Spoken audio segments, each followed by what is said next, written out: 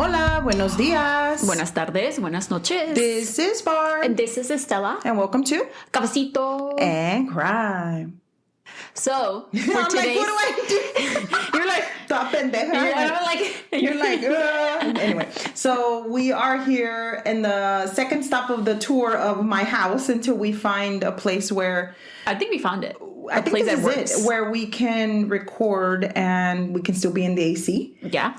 We had recorded one time in my son's room a long time ago. I think like our second episode. I think that was for Brenda Delgado's, one of Brenda Delgado's case. I don't know why we didn't try again. And then I think that we were like... I don't know. We just didn't think about it. Yeah. And then it's hot. Everybody knows it's hot. It's hot everywhere. We understand, it's hot everywhere. We're going to stop talking about it, how hot it is. But we finally found a place that I think that we can record until it starts cooling off. In December. I mean, because it was like I was dying. Like, it's because we just started sweating and it just got too much. It just got a little bit overwhelming. It worked out in my nephew's room. So he has the smallest room in the house. So. He has the smallest room. And then he did give me, sorry about that. He did give me a hard time about that like 5 minutes ago, talking about why you gave me the smallest room. I'm like, and then instead I was like, because you're the youngest? Like, you're the last one to come in the house? You've been in that room for 8 years now. You want to talk about why? Se le ocurrió.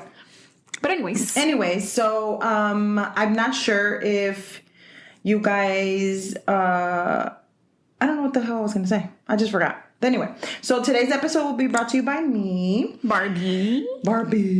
So I'm actually going to go to my roots on this one. So this one is going out to when I used to work at Babies R Us.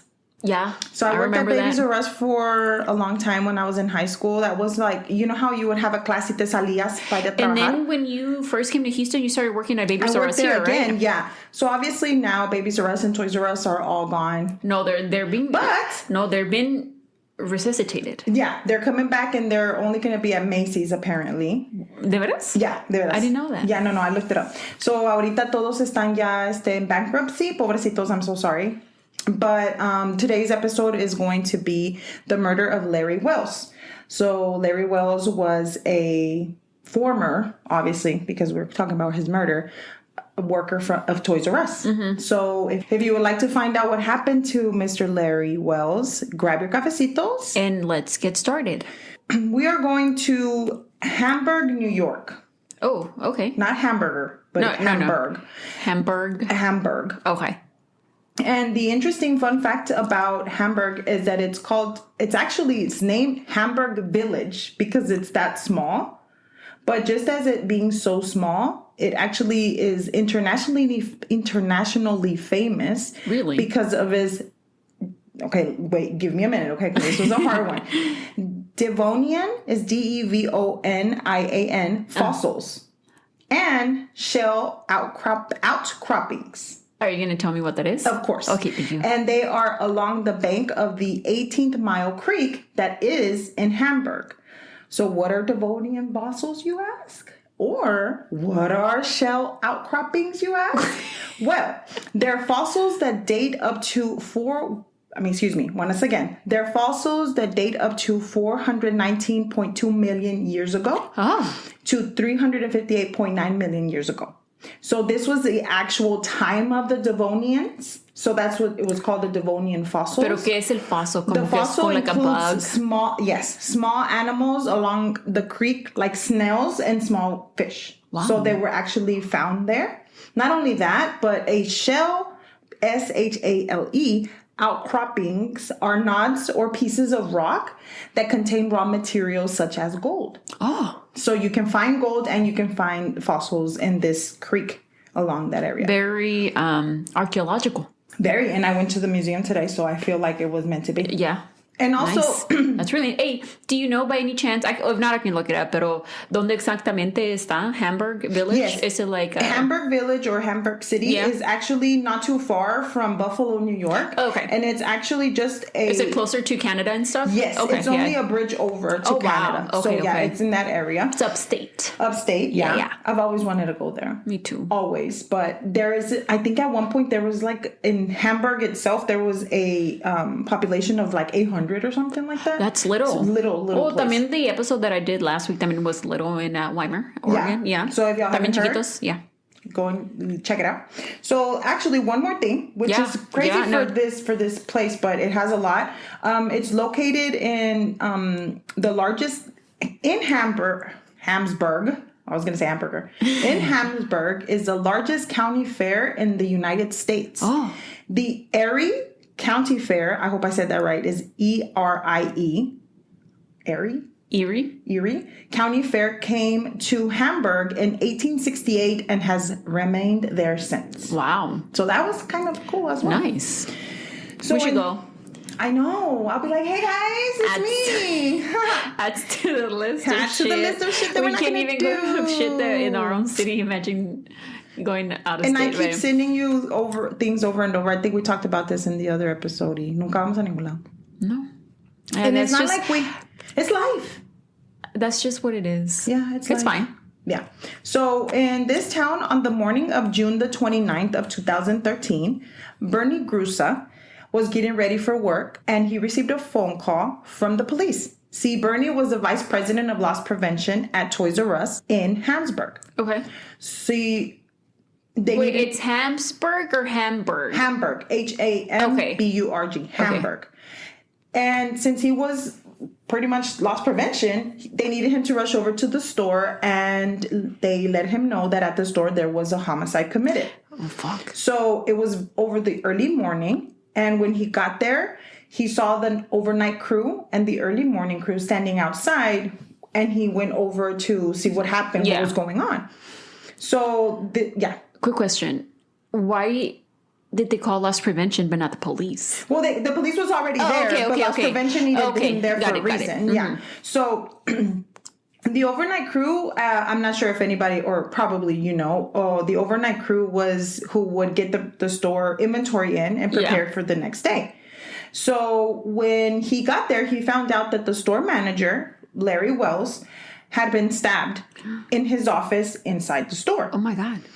He was there along with employees at 4 a.m. So he was part of the overnight crew? He was part of the overnight crew. Okay. So based on what I know about retail, like the managers se rotan. O sea, una vez es un manager, otra vez es otro manager. Right. So depending on the shift. Depending on the shift. So at this point, it was his turn to be there that early. He got there that early because he wanted to help actually unload the truck to help the people that were already there and to restock the merchandise and get the store ready for that Sunday, because this was Saturday. Mm-hmm. There were only 4 people in the store at the time of the murder, and the other employees that were there, none of them were able to tell what happened. They were like, we don't know. We were literally inside. Right. So I'm going to explain why. First of all, it because they were going, I'm sure they had to go back like the warehouse where things get loaded into, and So as you know, I'm not sure if there's a lot of Toys R Us's around, but Toys R Us was a really huge. Every Toys R Us that you would know was huge because they had huge toys. They had like cars and like a whole. It was like a dream to go there when you were a kid. Like, Toys R Us. Toys R Us. Like if you had money, you were at Toys R Us. Yeah. If you didn't got money, you were at Kmart. You know what's up at Kmart. Blue light special, boo boo. No, that's where we used to get the Little Caesars slices with an icy. Oh. And I remember it was like 117 always, and we used to go with 107 with mom. Be like, Mom, tienes $1.07. She'd be like, here. Te daban pues like a personalized. It was a pretty big pizza. Yeah, and for we thought $1.07. it was a big ass slice, and we thought it was the best pizza ever. But it was always just like a little cart, like right by the exit door at Kmart. Yeah. So there was only in Dallas. There was not really many Kmarts, but the biggest Kmart was over there, like closer to like Grand Prairie area, and they had. I'm never gonna forget the blue light. Like the blue light would like. And everybody would like go to the blue light. Y mi grandma salía con calzones y de madre. I'm like, what the hell? But yeah, that was the coolest thing. So Larry, let's see who Larry is. I'm going to tell you a little bit about Larry. So Larry was born Lawrence C. Wells III, and he was actually known by everybody as Larry. He was 35 years old when he passed away. He was young. Yeah, younger than me. And his birthday was September the 22nd, of 1977. And he was born in New York. And he had been working with Toys R Us for about 6 years of the time of the murder. Wow. He was married to his high school sweetheart. Her name is Jill. And they had a 4-year-old daughter. And his wife was about 4 months pregnant. No. Yes, with their second baby. They had dated since they were about 15. And oh my God. Yes. Larry, that's what, 20 years together? Yes. Oh my God. Not only that, but everybody that were around them, I know it sounds like, oh, everybody that was like around cheesy. Them. Yeah, cheesy. But everybody was saying that they were meant to be. Like, they were best friends. They did everything together. They were inseparable. So they've been together for I can't even imagine what she must... I can't. And so then they actually went to college together, where Larry graduated with a degree in elementary school education. And he actually went on to get his master's degree in education as well. He then became a substitute teacher, and he was very happy. Like, he was like, finally, I'm doing exactly what I want. I mean, he was just excited to be working with, and his passion, which was teaching children. So then in 2006, he was having a hard time finding a stable job. It was more like substitute here, substitute there. Okay. And so then that's when he decided that he was going to get a temporary job at Toys R Us. Because you needed like an actual consistency. He needed stability. Yeah. And not only that, but they were starting their family. Yeah. And he's like, you know what, they wanted a house, like they wanted to do things. And I know personally, a mí me pasa lo mismo, because my husband doesn't have a stable, consistent job, and that's all that I want. Like, that's all I want. And so I can imagine how they felt as well. So when he did start working there, they were like, oh, this is perfect. I mean, he loves children, he teaches children, and we're better to work than in a And then también, si querían empezar su familia, his wife was going to be pregnant. Yeah, so they were like, you know what, this is perfect. So he started going there, and he did stay a lot longer than he thought, because he excelled really quickly. He moved up in the company. Yeah. So then he automatically already was an assistant store manager. Next thing you know, he was store manager by 2013. Oh my God. He had really dedicated his life to, Toys R Us. It worked out. I mean, like you said, like, inicialmente he didn't want to... He was just supposed to be temporary, but like you said, he liked it. We all go through some stuff like that, like, because you're trying to find yourself, even at 35, 33, it doesn't matter, as long as you find your path. But at that moment, but it doesn't mean that he was going to stay there forever. No, that he was never going to be a teacher. No, it came at the right time. It came at the right time, and he loved what he did. I mean, it wasn't like he didn't. And they actually took They went on vacation to Myrtle Beach. Like, there's a lot of pictures of them out there, like, having a good Makes time. Me so sad. Yeah, and so apparently he was really close to his daughter. Like, he like llevaba para Chuck E. Cheese siempre. Para la rata. They were always in la rata too. I'm sorry, but ¿quién le tenía miedo a la rata? My son and one of my older nephews. Okay, yeah, he's still scared of him. Alex. Yeah. He's still scared of him. And he's 23, 24. Yeah. Yeah. He still cannot believe that. I'm like, dude, get over it. He's like, no, I can't. My son says, I can't believe there's someone inside of that bodysuit. I'm like, it's okay. It's a kid. It's a teenager. Yeah, it's fine. So they were always like out and about, the bouncy places y todo. So like, I can't imagine trying to explain to your 4-year-old that your dad is no longer dead. Here. Ya no va a regresar, So there was... Whenever Larry was requested to work on that Saturday, with retail, as I said before, you have odd hours. Like, sometimes you work in the morning, sometimes you work at night. Your days are off during the week, but you work the weekend. But you work the weekend. Yeah. So when he was asked to work, it was like nothing. He's like, okay, that's fine. He went in. Now, when the police got there to the actual scene, there was no signs of forced entry. So the police automatically said, okay, this had to be. Automatically, they said this has to be an inside job, because there's no way that there was people in the store and didn't hear anything or anything. Yeah, there was Larry y otros cuatro. So the employees that were in the store that morning, it was 4 of them. So Larry, I'm going to explain to you kind of the actual timeline. So Larry arrives at the store at 3:55 a.m. so that he can assist the night shift employees. So he was so nice that he got there earlier so that he can actually help them. So Cindy and Isaac were the 2 employees that were there, and they had been working all night stocking the shelves in the store. So he also wanted to get the store ready for the next day, which is Sunday. Mostly, it was a lot busier that day. At 4:08 a.m., Larry can be seen unlocking the door for the delivery truck driver. And the driver leaves the store around 4:30 a.m. Okay. At 4:53 a.m., he got a radio call from Anthony. Anthony is another employee at the store, and he was scheduled to start his shift at 5 a.m. So the store doors. Wow. So the store doors were locked.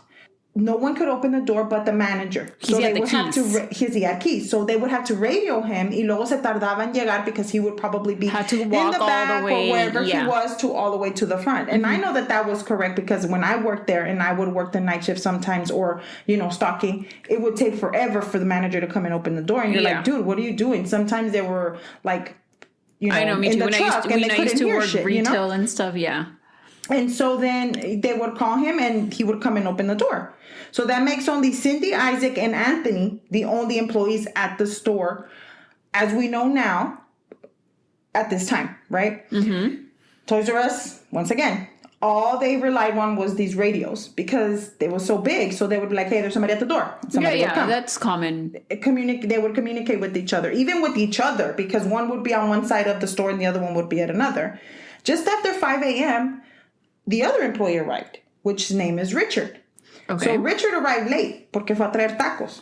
Breakfast tacos. Okay. Según. I'm just kidding. I don't know. Oh, vamos. I thought you were being for real. No, I'm just kidding. So the same thing. Richard le habla a Larry.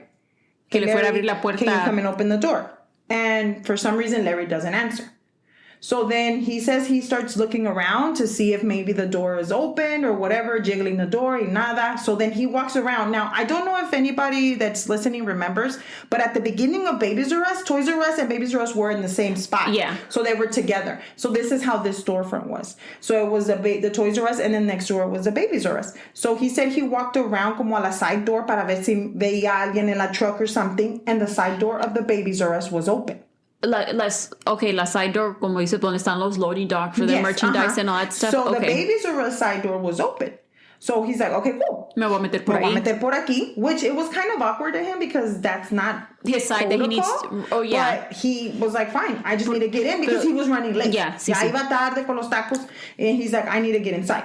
He did say that he just clocked in and he started working. Yeah. So everybody was doing their own business as usual. So about 5:40 a.m., Isaac noticed there was a beeping noise, an alarm.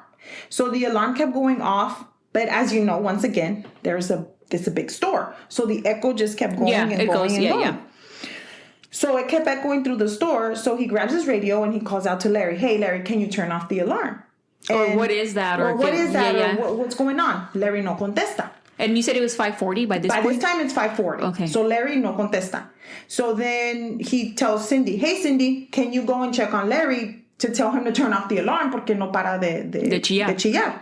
And so then Cindy says, yes, I will. She didn't mind. So when she goes to find Larry and she went to go check on him, Cindy's like, let me go to his office. That's probably where he's at. So when she opens the door is when she found Larry slumped over on his desk and he had blood coming out of his chest.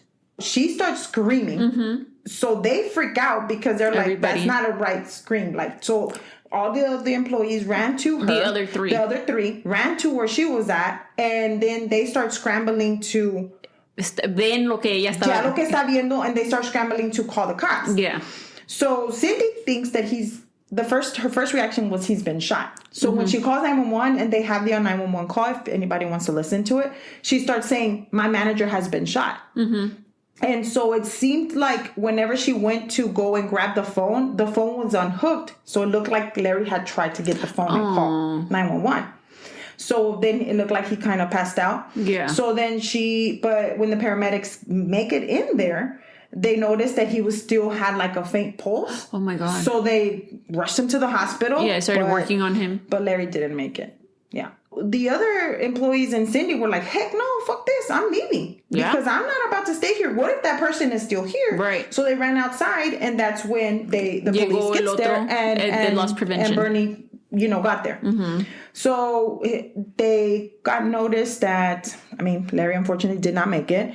So his cause of death was blood loss due to stab wounds. Apparently he had gotten stabbed 3 times in the chest. In the chest? In the chest, yeah. So the police is like, dude, this has to be an inside job. Right. No one knew. They didn't hear anything. Oh, pero también you said que la puerta de al lado estaba abierta. So they're like, okay, so what's going on? There has to be something inside. But this is just what the police are thinking right now, right? So right now, the way that it's looking is the first suspect was Cindy because she found Larry and she was the closest one to the office. Number 2 suspect was Richard, because he was the last one to come in, and he came in through the Babies R Us door that was open. And not only that, but Isaac was being nervous, and he was just being very like anxious-y and being weird. Honestly, who wouldn't be? But then Anthony didn't want to cooperate with the police. So at this point, they're like, what the hell? What's going on? Who was it? You know? The police, of course, decided to say, hey, we have to see the video footage. I mean, it's 2013, right. There's video footage. So they needed the help of loss prevention. Yeah. So that's why they called Bernie over. Bernie as they knew him, helped them pull up the footage. And he said, hey, I'm here to help. Anything you need, you know, we're anything you have any questions, let me know. He did tell the investigators that he was the one that hired Larry as a manager. So Bernie had been there that long. Entonces, yeah. Mm-hmm. Sí. And he not only was Larry's coworker, but he was a really close friend of his. So he's like, hey, anything you need, let me know. While they went into the office to go and look at the CCTV footage, they found a tan 2007 Florida Gators championship hat. And they collected that hat and they sent it off for DNA. It was in the office? It was in the office, which was weird because they asked the other employees, hey, do you know if anybody was wearing this hat? Right. And they're like, no, nobody had ever seen that hat. So they obviously had an extensive camera system, but it was bad. Like the quality was bad. They had a lot of cameras, but the quality was bad. Yeah. Like was it grainy and stuff? It was really grainy. Okay. So then they did catch something. So when they were looking through it, they were reviewing the footage and they were really shocked by what they saw. Because that even gave me like shivers. At 4:20 a.m., the camera sees someone like forcing the door open on the Babies R Us side. Okay. Right? This is at 4:20. So then he walks around the building. It's a guy. Well, it's a person. It's a person. Okay, yeah. He walks around the building, tries to get in through the front door. He was unsuccessful. So he actually like lodges the door open from the Babies R Us side. So this person's the one that opened that door. From the outside and went inside. Yes. Okay. So like I said, the camera quality was really bad, but the police were able to see that the suspect was wearing black sweatpants and it had some white writing on the side. Mm-hmm. Okay. He was wearing a hat, very similar like the one that they found in the office, a scarf, and he was also carrying a knife. Oh, damn. Yeah. Straight up a knife? Okay. In the video, you can see the guy. Okay, so in the video, it's kind of weird because I watched the video a few times because it's online, obviously. Anything that you want to look at. So he was kind of trying to not acting like a ninja, but like dodging, like dipping and dodging, like through the. Like he thought that they were those laser activated security systems, and like, you're trying to how whenever they're ninjas and there's lasers, they want to get through the lasers. Yeah. That's what he was acting, straight up acting like that. So then andaba para arriba y para abajo metiéndose, and so then they realized he was trying to avoid the cameras. Oh, okay. Yeah. So then they also saw that he had a distinct walk, like something was wrong with the way he was walking. Yeah. He was bow-legged. Oh, okay. So then they were like, okay, so this person cannot be that hard to be able to identify. Right. At this point, you can see the person or figure or suspect make his way into the manager's office and he shuts the door. At 4:39 a.m., the DVR with the camera system was unplugged. Ah. So he unplugged the DVR only 3 minutes after entering the office. Then after that, everything goes blank, so you don't see anything. So ya no puedes ver. Ya no puedes ver when nada. He exited but or whatever. They believe that that's when Larry entered his office again, and that's when he was attacked. So this is what the police is thinking. So the DVR, cord and everything was collected because that was left behind as well. Mm-hmm. After reviewing the footage, there were certain things the suspect was able to do that they were kind of alarming. Well, not alarming, but that was kind of giving them an idea of... Which, I mean, now that you said that he just walked straight into the manager's office and closed the door, so this person knew where they were going, no? Well, that's what they were saying. So I'm going to show you the picture of the guy and what he looked like. Yeah. At first, I thought he looked like he was wearing como un helmet. Like a motorcycle helmet or something. Not. It's a scarf. Y trae la gorra. Pero you see how bad? That's like them enhancing it so much. Yeah, it's kind of it's grainy and yeah. You can see the knife in his hand. Yeah, you can see it. You can see he's holding something and it's long and pointy, but you can't really tell what it is. But yeah, it straight up looks like he's wearing a helmet. And it kind of looks like he's wearing the Michael Myers overall a little bit. But I know that's not what it is. But at first glance, that's kind of what it looks like. Oh my God. Let's take a quick break. Persons of Interest is back, and it's bigger than ever. That scream will echo in my head for many years. Taser, taser, taser! He's in the shoot! Oi! Shot fired! Shots fired, shots fired. Stay out, you got a gun on you! He had the perfect aim. I am absolutely stressed at that point. I have no idea where my officers are. Persons of Interest available everywhere you get your podcasts. Thank you. Okay, so not only that, but they also determined that no one that with this footage, now they were able to determine that no one else that was in the store was the killer. So they were clear, pretty much. Because they were like, okay, because nobody was seen, because everybody was being looked at, doing their job. Okay, so también pudieron ver eso en las cámaras. They were able to see that, okay, Cindy was doing her job, Isaac was, everybody was Richard doing their thing. So they're like, okay, and it wasn't any of them. So the DNA of the hat came back after some time. Where'd you get the DNA from? From the hat. You remember I told you whenever. Oh, yes. I thought you said from the hack. I'm like, no, what hack? from the hat. Okay, yeah. So the DNA from the hats came back. And when they ran it through CODIS, it takes time, but they ran it through CODIS and there was no match. But there was something interesting. Both the hat DNA and the DVR DNA matched. Right. So it was that one means person. that it was one person, right? So the investigators decided, hey, we're going to ask all the employees at both stores, Babies R Us and Toys R Us, to provide us a DNA sample. Yeah. And because they're like pretty much positive that it was an inside job. Like you said, they knew where everything was at. They were trying to avoid the cameras. Like, it was just obvious. So they started to collect everybody that they could. And at this point, they're getting kind of like, there's no answers. And so they're like, where do we go now? And they also released the video of the images that does anybody know? Nobody came through. Nobody came through. For about 2 months, the police collected dozens of DNA samples from everybody at the store. Yeah. The Hamburg police requested help from the FBI to develop a profile for the killer, because at this point they're like, we've already done everything that we can exhaust. Yeah. So they did also search their local the police searched their local database and came up with the possible suspect. Oh, okay. So there was an individual that had been released from jail recently, and he had been arrested in the car of an employee of a Toys R Us employee. When he was stopped. So le robó el carro a un employee de Toys R Us? No, it turns out that it era su familiar. Okay, so but he still took the car without them knowing? But he took the car. No, he was in the car. Oh, okay. And so he was arrested. And when he was arrested, he had a big knife in his car. And the car was actually seen by the cameras. It was a black Impala. Yeah. So when they went to go look for this person that owned the black Impala, they were like, oh, he was arrested and he had a knife. Yeah. So when they questioned him, they asked him for his DNA, and he didn't have a problem giving it to them, but unfortunately it didn't match. That's crazy. I thought you were going to say that, obviously he had a knife with him, but no. I mean, a lot of people use knives as their, But is it like a It's knife? not Texas that everybody has a gun. No, but is it like a real knife or like a box cutter or like, No, it was a real knife. Yeah. Like a pocket knife? I don't know. So, but they took his DNA and it wasn't him. Yeah. While they were crossing out the names of the employees that had been tested, they noticed that there was one person that had not been tested quite yet. And that was Bernie. Mm-hmm. Bernie, the loss prevention manager, vice president or president of the loss prevention. He had not had a chance to come in and get tested. Provide his DNA. Yeah. So, to provide his DNA, excuse me. He would tell them that he would come in later or that his son had a game or something like that.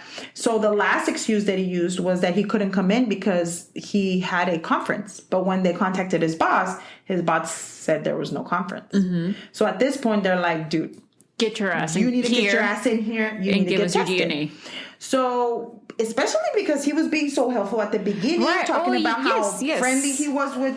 That they were really good friends. Y que le ayudaba a agarrar el trabajo y todo esto. Cualquiera lo que necesitaban, déjeme saber. Yeah, so he was kind of like, dude, ¿por qué no quieres venir? Like, what's going on?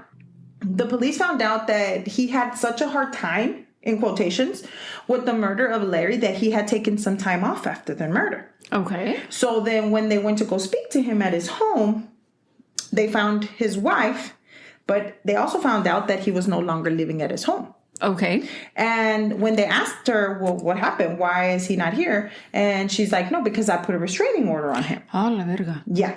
So his wife told the investigators that she had kicked him out of her house, and she had put him, like I said, the restraining order against him, because a few weeks before Larry's death, Bernie and his wife got into a heated argument, and Bernie decided to put his hands on her. Mm-hmm. So he kind of like pushed her, but out of the way, but to the floor. Okay. So once he pushed her to the floor, to the ground or whatever, he started running up his stairs.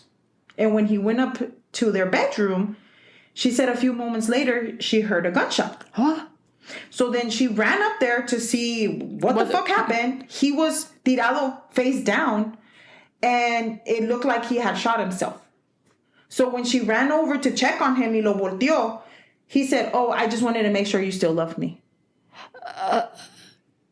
Yeah. What did he shoot? The fucking roof Apparently or something? he opened the window and shot out to the grass, to the lawn. Oh my God. Yeah. So I'm just trying to picture that. Yeah. You open the window, you shoot to the ground, and then you go and lie down at a spot that's not near the window, and then you just wait for your wife to come check on you just to make sure that she still loves you. Para que te voltee. Yeah. Okay. Yeah, that's exactly what happened. So after that, she was like, get your shit out and get the fuck out of my house. You're fucking crazy. You know, that's exactly what happened. So she told the police that maybe he was possibly staying with his dad. Mm-hmm. So they went to go look for Bernie's dad, and they found him, and Bernie was there. And they noticed something strange about Bernie's dad's car was that Bernie's dad had a Florida Gators bumper sticker on his car. Ah. Yep. So, which is kind of strange because let's remember, we're in New York. And New York, they're pretty big on their sports teams. Yeah. And for someone to have a Florida Gators, that's kind of awkward, especially for having a hat of a championship, you know? But I don't know. The Gators but that's college, right? That's University of Florida? Yeah, the University of Florida. Yeah. So then when they went in, they talked to him and we're like, hey, what's up, bro? You haven't given us the DNA sample. We have to find out what's going on. We need to ¿cómo se dice? Yeah. We need to remove you from us. ¿Cómo se dice? Rule you out. Rule you out, yes. And so then I think they were like, well, let's go ahead. He was kind of surprised to see them there. Like, what the hell are you doing here? But okay.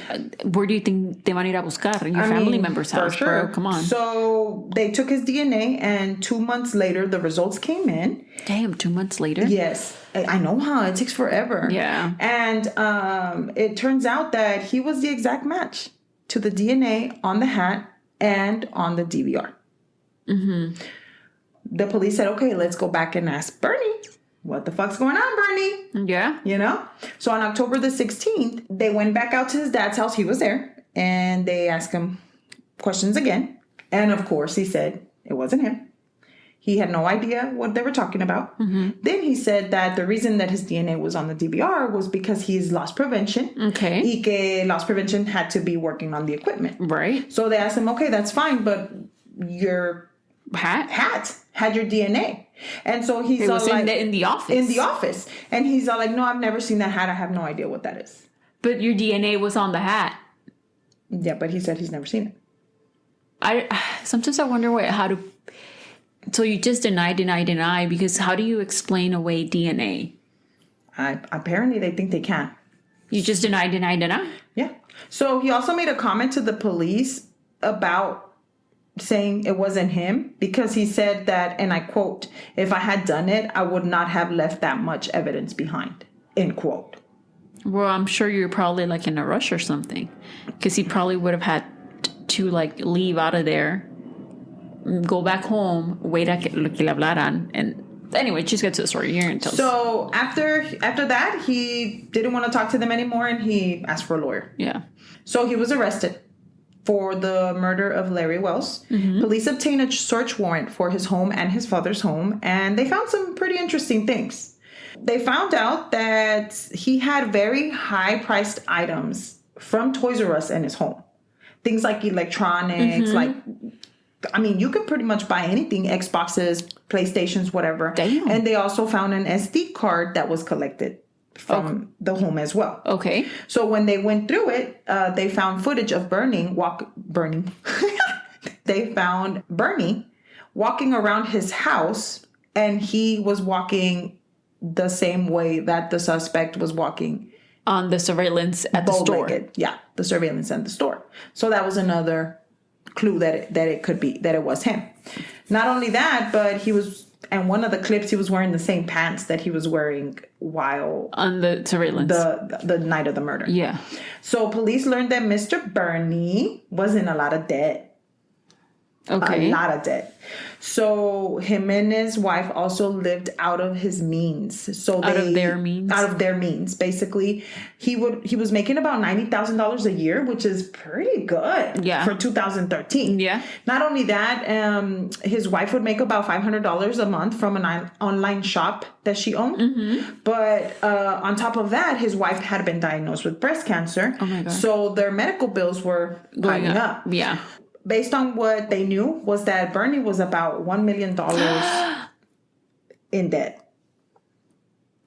Oh my God. So not only that, but he did have to declare bankruptcy. Mm-hmm. Also, he was selling all of the merchandise from Toys R Us. He was stealing. Uh-huh. So he was stealing it, selling it on eBay, and then he would cover it up at his lots because he was loss prevention. Right. So not only that, but the things that he was selling on eBay, he was selling them like way underpriced. Yeah. No, way underpriced. Like underpriced? Yeah, underpriced. Yeah. So he just wanted the money then, I guess. Yeah. He just wanted to sell it and he get wanted cash. to sell it. So there was a story that I heard on one of the on one of the podcasts that I listened to, that I don't know how true it is, but I only heard it there, saying that a family member had come upon some money or something like that, and they actually gave him money so that he could get himself off of bankruptcy. So they gave Bernie the money, like, here you go, like, don't do that, just pay. So pay other your people debt, knew you know? lo que estaba haciendo. Yeah, so the people knew. And so then cuando le dieron el dinero, él en vez de comprar eso, en vez de pagar sus biles, se compró una Escalade y compró una casa más grande. Yeah. Dios mío. Not only that, but he just kept stealing. And apparently he was stealing way after the murder of Larry as well. So in total, they estimate that he had stolen about $200,000 from Toys R Us all over, and from all of the Toys R Us's he was over. Mm-hmm. And also $19,000 in cash from the other stores that he was responsible for. Wow. The lawyers, or the court, I guess, spoke to Larry's family, and they were okay with him accepting a plea deal to be offered to Bernie. So they talked to him about the plea deal and see if that was okay.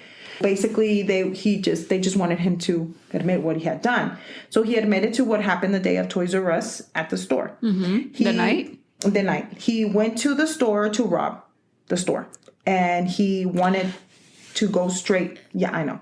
He wanted to go straight for the cash because they had their ¿cómo se llama? The safe. Yeah. So él iba detrás de la safe. So cuando él entró, he went straight to unplug the DVR. Mm-hmm. Pero he didn't expect for Larry to walk in right after he did. Mm-hmm. Next thing you know, Larry started fighting him and tried to take off the mask that he was wearing.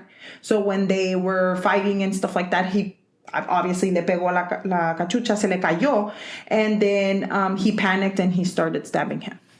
Wow. Because he didn't know what else to do, according to him. Instead of maybe not stabbing somebody and maybe just leaving. Yeah. And not only that, but it seems like Larry was trying to fight him because he was worried about his coworkers. So he was trying to make sure that they were safe.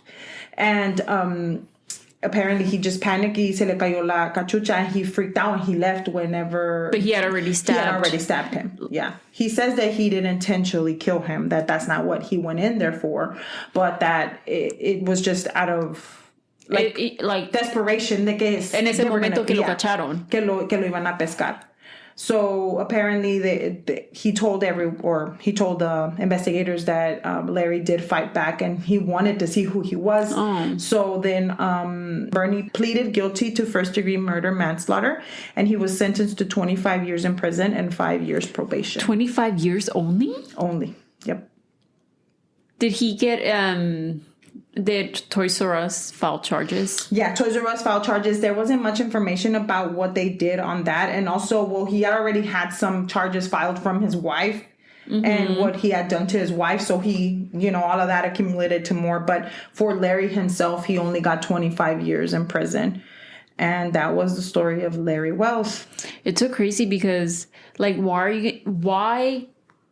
are you going to steal when you know there's people working there? I honestly think that he thought he was going to be able to get in and out without being noticed that he was there. But Larry was such a good manager that he probably wasn't in the back he was going back and forth helping them. So then whenever he was let me go back in, and he was probably just went in there and he didn't realize that he was going to find, Bernie he was there. Just there at the wrong place at the wrong time. And not only that, but he was trying to avoid his other co-workers get hurt, and so he started fighting him there. Well, I guess también it makes sense because that's at the time que there's the least amount of employees. Yes. Y obviamente no hay gente porque la tienda está cerrada. La tienda está cerrada, and he knew who was working. He probably thought that maybe Larry was gonna let him go. I don't know. No, a lo mejor pensaba he was I know Larry helps him out and that's unloading and stuff. So you were saying, como he probably thought Larry wasn't gonna come back to the office, or at least that fast, or that he's had a little bit of time to do what he needed to do. Yeah. Because I do remember. Y ahí estaba el dinero, ahí estaba la. Yeah. That's in the manager's office. Yeah. So when he walked in, he turned off the camera so that he could be able probably to go in and out without being seen con el dinero. But he never expected Larry to come in. And he also probably never expected Larry to try to take off his mask. And fight back. But the fact that he was acting like he was in a laser fucking room and shit, he looks ridiculous. But another thing was that I thought was interesting, that based on how tall the stands are donde ponen los toys, ¿cómo se le llaman? Los shelves. That's how they based on how tall he was. So they knew he was around 5'9". And that's how tall Bernie is. That's crazy. And the fact that he was bow-legged and then he was bow-legged, that's just crazy. And then your DNA was found there, even though you were saying que no era tu cachucha, pero sí. I mean, it was just a lot of things, and he did say that he knew that he had dropped the hat. Pero yo no sé qué pensó, que a lo mejor they were going to know it was his, or I don't know what he thought, honestly. He wasn't thinking. Obviamente. Pero I mean, he really did live a life, and I think that should probably teach us a lesson of trying to live in our own means, because he was in a lot of debt. Dude, $1 million? That's a lot of money. A lot. In 2013, dude, y eso que los huevos no estaban tan caros, güey. Como ahorita. That was a decade ago. Yeah, that's a long time ago. Gas wasn't that expensive. I'm trying to remember 2013. What was I doing? 2013? You were... I mean, I remember now, but it's crazy. Yeah. I can't even imagine his wife and for what? For what? For nothing. For nothing. For nothing. And I think that they had an interview with her, and she just said she just wanted it to be over and done with. And done with. And I mean, maybe that's why they offered the plea deal también. Yeah. So. No, I think she just didn't want to go to court and see him. It was just too much for her. And she was pregnant. So, I mean, there's just too much. And she just wanted You said she was 4 months pregnant at the time that he was murdered. Pobrecita. So, let us know what you guys think. This one got to me, and it kind of hit close to me because of the fact that I worked at Babies R Us, and I kind of imagine how the office was when I worked there. Or how the layout of the store is. So, and I think that's why it caught my attention. And then after I just went down the rabbit hole, and then it was crazy. But let us know what you think. If you would like to follow us on Instagram, you can find us at Cafecito and Crime Pod. Yeah. And I guess we'll talk to you in the next one. Bye.